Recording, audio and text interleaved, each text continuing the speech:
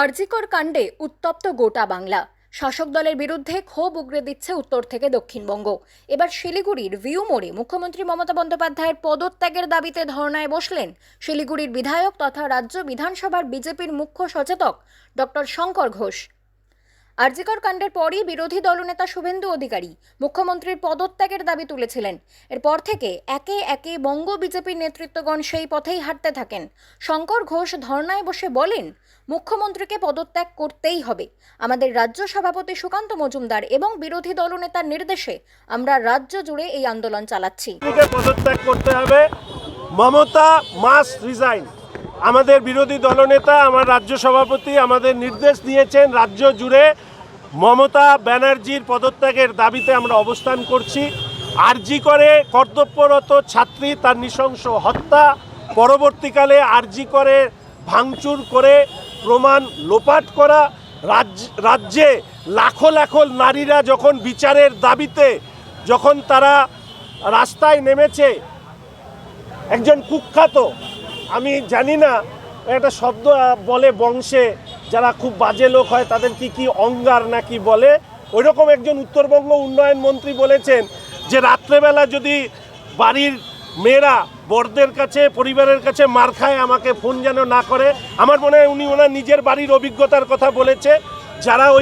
যারা এই রাজ্যের এত মহিলাদেরকে অপমান করেছে, তার পাশাপাশি অনেকে বলেছে নাটক। আমি সবার কাছে আবেদন করছি, পশ্চিমবঙ্গের সব লক্ষ্মী সরস্বতীদের কাছে আবেদন করছি, মা বোনেদের কাছে আবেদন করছি যে লক্ষ্মী সরস্বতীদের নিরাপত্তাকে সুনিশ্চিত করতে হলে পশ্চিমবঙ্গের একমাত্র অলক্ষ্মী মমতা ব্যানার্জিকে এই রাজ্য থেকে পদত্যাগ করতে হবে। সেই পদত্যাগের দাবিতে লক্ষ্মীরা পথে নেমেছিল অলক্ষ্মীকে দূর করবার জন্য। সেই অলক্ষ্মী যতদিন না দূর হবে, রাজ্যে ভারতীয় জনতা পার্টি আমাদের প্রতিবাদ আন্দোলন আমরা চালিয়ে যাব। মমতা বন্দ্যোপাধ্যায় নিজে আজকে পথে নামবেন। দেখুন, ওনার নাম নেবেন না, একে দিন খারাপ যাবে। রাজ্যের অবস্থা খুব খারাপ যাচ্ছে, বারবার করে নাম নেবেন না। রাজ্যটা রসাতলে চলে যাচ্ছে ওনার নাম নিতে নিতে। নাম নেবেন না। উনি কোথায় নামবেন, যেখানটা নামবেন পরবর্তীকালে যেন কেউ ওখানে গিয়ে গঙ্গা জল দিয়ে ধুয়ে দিয়ে আসে। যে হামলা হলো পরশুদিন রাতে, সেটা বিরোধীদের দিকেই রাম এবং যে যেমন তার তো মুখও তেমন। এই মুখ্যমন্ত্রী সম্পর্কে ইন্ডি জোটের নেতা বলেছিলেন যে আপনি দুবার মুখ খোলেন, একটা খেতে আর একটা মিথ্যে কথা বলতে।